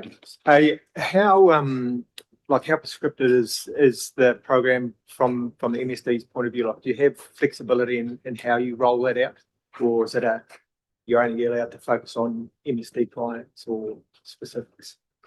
It's always, I mean, the key to it was very flexible because we had a wide demographic, but now it's focused on the 18 to 24. So that's kind of our focus, and it's kind of where they want you to spend the money. So, like, for instance, if we got, say, for here, we needed to get 22 and we got 22 into the other category, and then they'd say to us, well, how come all those, and we say we can't get any others to work, they'd say we've wasted all those jobs on the other people. Yeah. So we've got to be very careful with how we fund it, but we'll always go hard and try and get the target ones first, and if it's going well. But we'll just take people as they come in, really, with the walk-ins. If you had additional funding, would you be able to spread your view a little bit wider without losing funding from MSD? We would so I was just thinking when Katrina mentioned, so say we're 80-20 now, and we were talking about 50-50. If they didn't give us 50-50, but if we could find funding for 30%, then they would only give us money for 50%, but then that would be MSD money for their clients, and then we would use the 50 and the 20 would go to their clients, but the 30 would go to our clients, our people, if we could find another funding stream for that. And then I suppose, do you have the appetite as our sort of local task force to scale up if that funding came along? Absolutely. Yeah. I sit on the King Country Development Trust, and the strategic review is sort of not changing, but it is changing a little bit towards more of the youth engagement type thing, sort of thing. So, and look, I'm one of the voice, but there's anywhere between 100 to 200,000 worth of funding for the Lines Company District. So essentially a lot of the area that you guys currently oversee. And so I think there's probably some benefit of you getting in front of that board with a proposal, because we're sort of looking at where to start allocating out funding. They haven't been doing it in previous years due to mismanagement in previous years potentially. But anyway, this is there now. No, yeah, exactly. Yeah. But a lot of what you're saying and what you're trying to achieve would align with a lot of what they're trying to do, and whether it's in like basic funding for tools or whatever, or stuff, because they do a lot of driver's license funding and stuff like that already, and so it's potentially just, it might be swapping some money into one area and using it then for another area or something like that. But I think I'll work with Taylor and try and get a date for you guys to talk to the board, and because if we can get in earlier, then it sort of sets it up. Like we've talked potentially around using a Elevate or Legendary to run sort of training courses or whatever it needs to be. But if ultimately it's the same, it's all helping the community sort of thing. So if there's ways to, if like we want people to be helping themselves, talking to Councillor Tamaki, like it's not, we don't want handing out, it's got to be hand up sort of thing, which is what you guys are really doing. So I'll work with Taylor on that. That'd be great. We 6 years ago when we started as a pilot, and we had to prove ourselves before they rolled it out to 19 councils. So I'm more than happy to start as a pilot, give us some KPIs, and we'll meet those, and then we can prove ourselves, and then maybe get bigger after that. But certainly don't want to overpromise and under-deliver. But as a pilot, I think it's a good way to start. Yeah, and I mean it's the same with any sort of funding mechanism. We don't, the board that facilitates it doesn't have the time and resources to do to make that money go a lot further. Where I think sort of partnerships with that sort of your organisation would be hopefully something we can really be beneficial for the community. And in terms of appetite, like we've been there, so it would be great to get back there. So absolutely. Councillor Carr, one more. Do you guys work alongside like organisations like BCITO and stuff? So because they fund apprentices and right. So we used to do our apprenticeship evenings, and the people who were on apprenticeships would come in, and we would have representatives and tutors from BCITO, Partway Industries, come and sort of facilitate on that end. We actually started to see a decline in clients attending those, which is why they ended up getting taken away. I think and our placements of apprentices has also declined. So I guess in short answer to your question, not so much right now. Yes, everything's worth looking at. In Tamanui, when we first started there 2 years ago, there was previously been a UCOL building course, and we had a whole lot of people that wanted to be builders, and we didn't have jobs, and I'm not a fan of training a hairdresser to be a train driver. So we helped resurrect with Ngāti Awa to resurrect the UCOL building course, and we built a house last year, and some of those were placed through Louise. And then this year it was about 18, we had 10 year brought 18 kids went on to that. So 18 kids, neat kids, we've actually managed to funnel them through there. And it was always our plan to help them get jobs, but with the new drill system, it's not that easy. But yeah, we're always looking at other ways, and we tried to get one here to me, but they wouldn't come up here, UCOL wouldn't, but maybe through BCI, something like that. But yeah, idle hands, they actually built a house, so they're quite proud of themselves. They got a house to show at the end of it. So yeah, it was cool. Okay, thank you. So we've got a bit of a resolution here. The Otorohanga District Council received the report titled Mayor's Task Force for Jobs Community Employment Program 2025-2026 Update by Nadia, Group Manager, Strategy and Community. Do we have a mover? We have a mover from Deputy Mayor Christensen and seconded from Councillor Tamaki. All in favour? Carried. You don't want your vote recorded against Councillor Tamaki? Thank you. Thank you very, very much for your time. Awesome. Thank you. Now we're on to item 52. Finance report to the 31st of May, 2026. Page 198. No worries. Yep.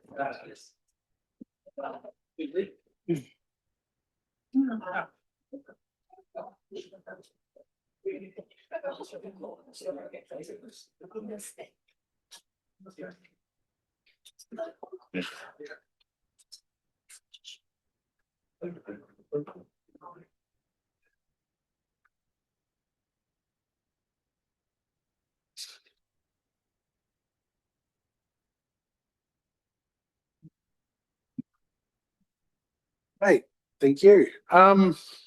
Yes, so this is the last financial report for this financial year, with the exception of the annual report that you'll get in a few months' time, probably October at this point. So this is to the end of May.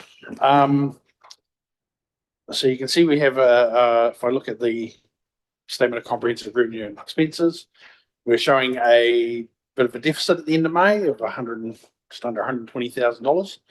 This is compared to where we budgeted $723,000 deficit. So most of that is driven by, we're well up in terms of revenue by $3.6 million, but then we're up in expenditure by about $3 million as well. Obviously, a lot of that is due to the weather event, particularly in the income side of things, because we're getting 83% subsidy for all the work that we spent there. It's about $2.8 million of roading costs that we've had to incur in terms of repairs. And I'm not entirely sure it's all in yet. Paul would obviously be able to answer that better than I could. So we're in a good position in the fact that our deficit is less than we expected. We are starting to get some of the insurance money in now. We've just got some for the damage we had on Carfield Wharf, which is different again, which is not the weather event, but something else. So hopefully we should get some insurance money back for the weather event as well. But when we get to the year-end report, it'll probably get accrued back because we won't receive it today, unless some miracle happens in the next 12 hours. But yeah, so it will be recorded in here as income in this year when we get to that point. Moving on to, moving down to the other expenses and the breakdown there. Yeah, I won't go through them all because there's a lot of stuff in there. But happy to take any questions as we go if people have them. Hi, Brendan. So, Just under the waste management contracts and initiatives and the breakdown of other expenses, it's at 140K prox. And we combined with Waitomo to try and make it a better deal. Yeah. Can you explain that just a little bit? So that contract technically doesn't kick in until tomorrow. Yeah. So this is actually the old contract or other initiatives that we're doing. Okay. So I think since Jane came on board, we've done a lot more in terms of initiatives around the collection for chemicals and stuff she did the other month or whatever it was, how long ago, and that sort of stuff. So there's obviously costs there that we wouldn't necessarily have budgeted initially. We had some budget, but maybe as it's gone over, we've spent a bit more. Yeah, that's probably the majority of it. There was also, I think there was variation to the contract between when we did the LTP and now. Yep. And so that meant that the costs were a bit higher than we obviously budgeted initially as well. So some of the initiatives through you, some of the initiatives Jane's been doing are funded from the waste levy as well. So there'd be a corresponding revenue. And in actual fact, in terms of the waste minimisation levy that we get from central government, I think we've ended up at about off the top of my head, about 210,000. We might have budgeted 150. So we're actually made out in terms of money there as well that will offset those additional costs. Okay. Moving on to the balance sheet or statement of financial position. So we're in a healthy position. When you look at it, looks like we've got a heap of money, $14 million in current assets, but that is offset by the increase in borrowings where we have $25 million of borrowings. As was explained at last month's meeting, we had 3 loans that expired on the 27th of May, the 12th of June, and the 15th of June.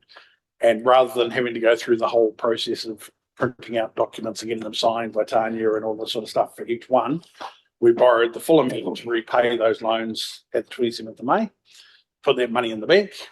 We actually earned about $12,000 of interest off it sitting there because we just got paid that this morning. And then we used that money to repay the other 2 loans when they came due on the 12th and the 15th of June. So if you were to look at our balance sheet now, that cash is obviously gone, but the loans are also back down to the 15 million that we had before what we borrowed, that additional money. So that's the balance sheet. Combined cost of service statement. So again here, we're under in terms of capital expenditure, and part of that is because there's some items that we're carrying over, such as the reseals. Some of that obviously due to the weather event. We've deferred some work until that all gets sorted, put the effort into those issues. And some things are coming under budget, as I mentioned somewhere else in the document, I can't remember where. The solar that we put on this building in the library, for example, we had a budget of 300,000, and I think it came to 60,000 all up. So we've saved quite a bit of money there that we won't spend. Cash flows. Excuse me. So we've had, obviously the cash flows looks a bit weird also because of that 10 million of loan money coming in. Looks like we've had a big increase, which we have at that point. But if I showed you one now, it would have a big corresponding decrease and go back to pretty much normal. And our debt profile, so you can see there, this is the 2 loans that were repaid in the 12th and the 15th of June are still sitting in there because technically at the end of May they still existed. You can see those bottom 4 loans there. We've broken things on 3-month period, so 3 months between each loan. We're still getting pretty decent rates there, you can see. I mean, the 12-month, or technically 1 day less than 12 months, 364 days, because if we do a 12-month loan, it's a whole different process. We're still getting 3.5% on that, which is a pretty good interest rate for us, 2.825 on that 3-month loan. We put the original 4 million at the start because we figured when that came due, we might be able to repay at least $1 million of that.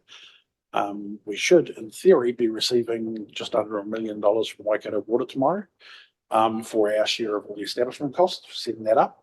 So 16 million that it cost to set that up, every council paid for that.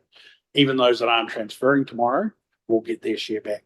I say tomorrow, like the day after, but yeah, we should get our share back. Plus they've paid some interest on that cost as well. So getting back some interest that we incurred by taking on that debt, I guess. And then yes, just the last bit's the end of year financial year forecasting. So I took the forecasting that everyone did to at the end of March. I've just sort of taken off the months that have happened and said, right, this is what we think is going to happen. So we still think there's going to be about another 1.2 million of operating expenditure, which is probably just our normal day-to-day stuff as opposed to anything in particular being big there. And some additional capital expenditure, about $800,000, leaving us with total capital of 8.1 compared to 10.8 for the year. That's where I talked about the solar panels and the reseals in that section there. So yeah, happy to take any questions. No questions. Oh no, there's a question. Councillor Jeffries. Thanks, Your Worship. Just the one on page 200. It's a breakdown of other expenses. Yes, you're better off funding line there. The balance between that and was it 730 we got from? So the whole better off funding was 2.5. Right. No. So we've spent quite a bit over the last couple of years. So this is just this year's spending. Yeah. So the unspent portion of that, is that sitting in a reserve somewhere? No, so we have not received the money from DIA. Is it DIA? So we have to claim from them as we go. Yes. So we have to prove that we've spent the money before they will give us the money. So we've still got a bit of money there sitting there for the seawalls and a bit of money there for the college, I think. And I think there's actually some administrative costs as well.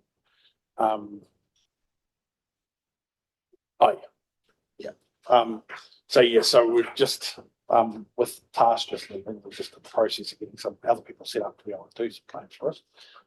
Because they have a weird thing, you can only have one person set up. So it was kind of stupid. Yeah. Let's not go into that. So yeah, we're in the process of getting it set up so we can do the next claim. Hopefully get a bit more money. Okay.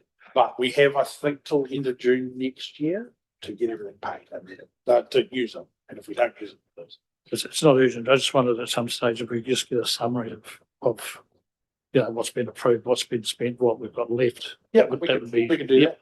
Yep. That'd be cool. Thank you. Thank you. No more questions? That's good. So we have a resolution. Otorohanga District Council received a report titled Finance Report on 31st of May 2026 by Brendan O'Callaghan, Project Accountant. We have a mover. Yeah, I'll move it. Councillor Jeffries can second it. All in favour? Aye. Carried. No? You're great. Thank you. Yes. I just want to make what you're. Workplace bullying. Yeah, workplace. So now we have next little item on the agenda is the council updates. Try and get this right. It's trying. Yes. One job. Yeah. So we'll start at Councillor Jeffries. Thank you. Got fresh ink in the pen. Yeah, okay, I'll be very brief. 26th of May, we had an LTP workshop, which followed by a council meeting. 4th of June was the Carfield Community Board meeting. 5th of June, I sat in on the Simpson Grierson Zoom meeting, which was quite interesting. And on the 8th of June, we had the economics briefing here with Brad Olson. That was followed by a council-only workshop. The following day, we had elected members workshops and an extraordinary meeting. On the 15th of June, Local Government New Zealand briefing. That was a Zoom meeting. I don't know whether anyone else sat in on that, but I scratched my head and I didn't get a lot out of that one, to be honest. Yeah. 23rd of June was the joint Head Start meeting at Te Kuiti, which I thought went very well. And it's good to see the two councils and the councillors getting along so well together. I think there's a common purpose there, so that's very encouraging.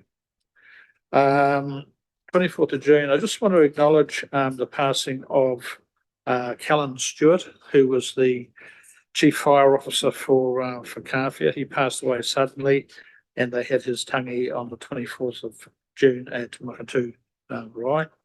And it absolutely hosed down all day. It was a dreadful day in that respect. And then last Saturday, I attended the annual general meeting for the Carfield Sports Club, and that was followed by a site visit to the new clubhouse. And man, that's going to look smart when it's finished. Yeah, so pardon? Yeah, we will. Yeah. No, they're doing a good job there, and the intention is to hopefully have it open by the end of October, but certainly no later than Christmas, New Year this year. So October's the deadline that they've set for opening there. So looking forward to that. Yep. Thank you. Good. Thank you. Thank you, Councillor Kitty. Yeah. Sorry, I've left my bits at home, but we had an elected workshop in the beginning of June. I've had two LGTNZ online Zoom. One was the minister talking about the Head Start. That was really interesting.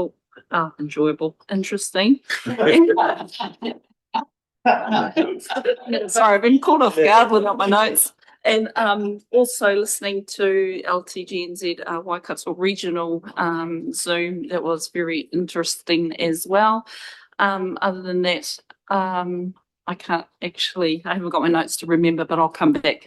Thank you. Thank you, Councillor. Councillor Barker, I must apologise because it was your time for words of wisdom and I forgot to ask you. So I know you had them burning there to read. If you would like to pop them in before you or what you've been up to, that'd be good. Thank you. Yeah, I'll wait. There you go. Yeah.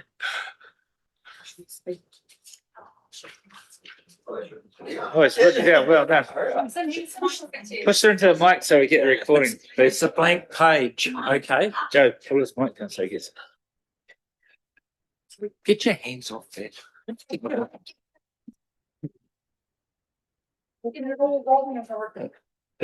As individuals sitting around this table, we all come from vastly different backgrounds, each person coming from a different background and having diverse experiences. But as a group, we bring an individual together to share a common goal to serve and improve our community. Soon, by merger, our councils will expand to include a greater number of individuals and a larger community with more varied needs. While this may be daunting, we should remain open to the opportunities that this might create. Our challenge lies not only in the logistics of amalgamating systems and resources, but in being optimistic and exercising common sense, adopting a practical attitude to support sound ideas and initiatives to make them work rather than finding reasons to say no, and we can't do that. We need to think outside the square. Local government is entering a new phase, and that what will be turned on its head. Councils nationwide will have to think differently in order to do their work efficiently. This means innovative ideas. We cannot fall back to the default way and the fact that it's always been done because our community pays socially, economically and environmentally when we don't get it right. Otorohanga is in a fortunate position to move ahead with our close neighbours. Let's bring our individuality together, strengthen your relationships, foster innovation and create a better community. Thank you. All right. You just Graham got all of that noted down. Okay. Now, if we can have your update, please. Updates, yeah, I've done very little. Meeting Brad Olson, the Merrill Review Fund. I did go to the college Merrill, the Head Start meeting, and I thought Rodney and Robinson spoke very well. But I would have to say extremely disappointed with the public turnout. Yeah. Bitterly disappointed, and it shows a real reflection in the apathy about local government. Sad. Thank you. Councillor Butcher. Yeah, Microphone, please. Sorry, apologise. Since our last meeting, been to various workshops, KCB meeting on 4th of June, along with at the end of it, the Head Start community meeting there, which had a better turnout than the Otorohanga one, sadly. Well, good for Kawhia, but sad for Otorohanga. And then, of course, our combined Head Start meeting with Waitomo, and then after that, the community one in Otorohanga College, Transport Subcommittee workshop, our KC Future Hui with iwi, and also the couple of cool things, the college musical, that was just awesome. That was great to see that every 2 years with the college. Is just really neat. And then also I had a little meeting with some community woman on Phillips Avenue about the road and the speed with the council and the specific department in that with roading, and that turned out really positive. We've got some new markings down that road to try and reduce the speed. It's really awesome. So thank you. Thank you. Deputy Mayor Christians. Just the workshops that most of us have attended. I went to the tourism workbook launch, which was really cool. If you haven't, you need to go onto our website and click on it and have a look at it. It's a really cool toolkit for our tourism operators in the district. And the Head Start meetings, I didn't go to the one at the college, but went to Te Kuiti. And the iwi one, attended the farmers night, CE review, Elevate meeting. That's all I can think of off the top of my head. Thank you. Councillor Barclay. I'll go to Councillor Carr first then. Councillor I'm Barclay. ready. Sorry. I had a community board meeting, and then just our workshops. I also attended the Women in Business brunch hosted by Elevate. So that was really cool to connect with like-minded women who are rocking it in our community. Also attended a community evening at the Tokanui Crossroads Hall, or the Te Kawa Hall. So that was really neat to sort of get to see who our neighbours are. We hadn't sort of attended one of those before, so that was really cool. Get to know some new people. And then I also lodged my first Anteno report, which was really fun. And I must say the council did a great job, and the council staff did a great job at responding and dealing to the issue, and also calling me back to say that it had been remedied as well. So it was cool. That'll come up later in our KPIs. Councillor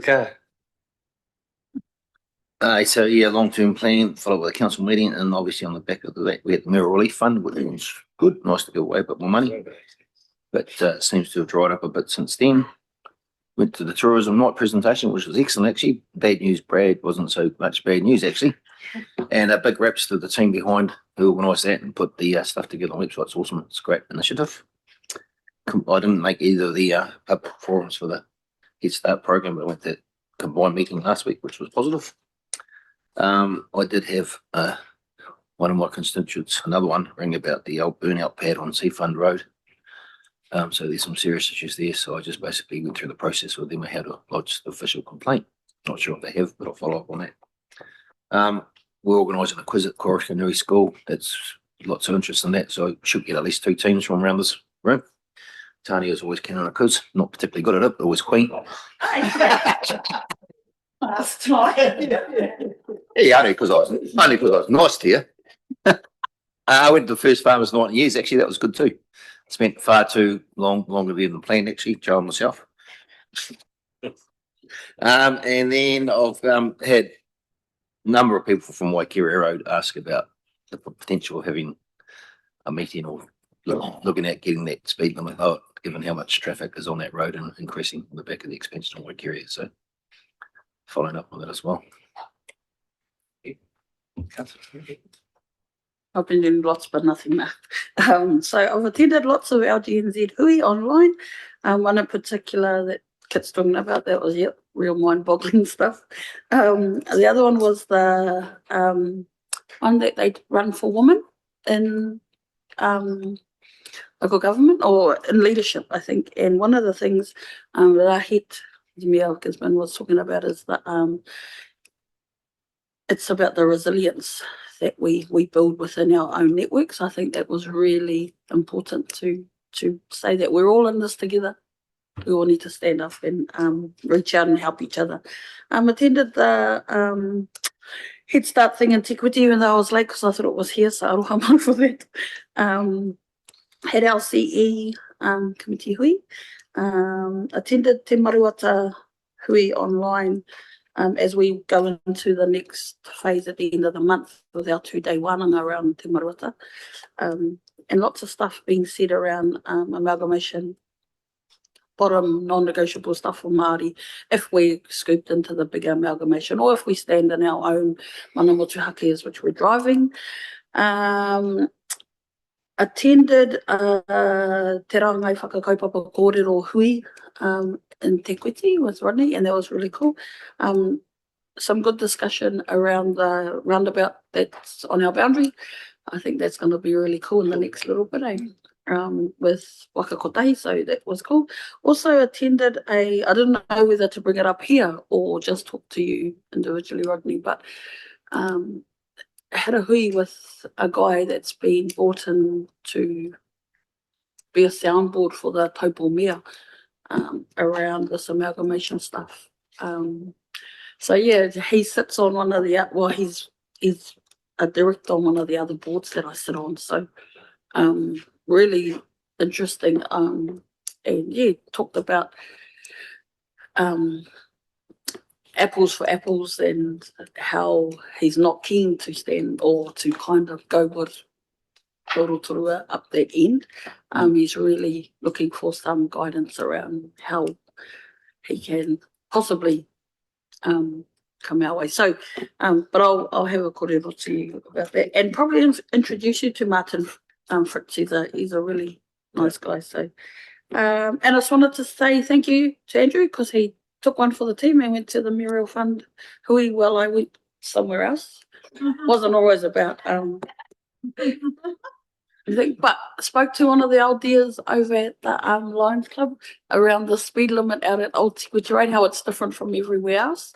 But I said to you that you mightn't have been in the oath, swearing an oath, but Rodney said, for everything that goes, I was just at Rodney's sake. I passed the buck to Rodney. So, Councillor Woodward. Yes, I had CEO review. Brad Olsen's day. I thought it was really good. He's obviously a very personable man. With Darryl, he connected with a few of the councillors when he arrived. It's great to see. Went to the Odo College production, which was awesome to see the kids. Saw Jamie there. Want to stand at the back and dance? Great to see those sort of future leaders stepping outside of their comfort zone, get up the stage. And then, had a King Country Development strategic meeting, as I was talking about earlier on. So, looking to, get back into supporting our district again. Quite exciting times around that. And actually, suppose now being in the district for a few years and especially engaging with the likes of you lot around the table, actually understanding where that money can actually be quite well spent rather than just sort of being in your little insular bubble, seeing that there's a whole lot of different avenues, but it's more trying to, instead of just giving the money to one person, trying to give it to an organisation that then helps multiple people, I think is the better way to go. So, Thank you. We're all up to date. So the next item is page 205, the resolution register. Tanya is going to lead. Yep, through you, Medal. So resolution register, we have 3 items on that. So item 18, the Otorohanga Historical Society, Rewirua Schoolhouse relocation and funding. We're recommending that that come off the register because the 4 things in that resolution, or 3 of them have been completed and we haven't received a building consent yet, and that will just be processed in accordance with the guidance that council's given us. Simplifying local government Head Start process, so we are underway with that, and so we are implementing your resolution, so that can come off. We're recommending that comes off. And then item 6 C65, alcohol fees bylaw business case, that we're recommending that stays on there because that's yet to be brought back to you. Any questions? Nope. That's good. So we have a resolution. Otorohanga District Council confirm the removal of resolution C25 and C64 from the register. A mover. Move Councillor Woodward. Second Councillor Jeffries. All in favour? Against? Carried. So now we're going to item 53 is a recommendation to exclude the public for items PE7 and PE8. Okay. Oh, and PE9.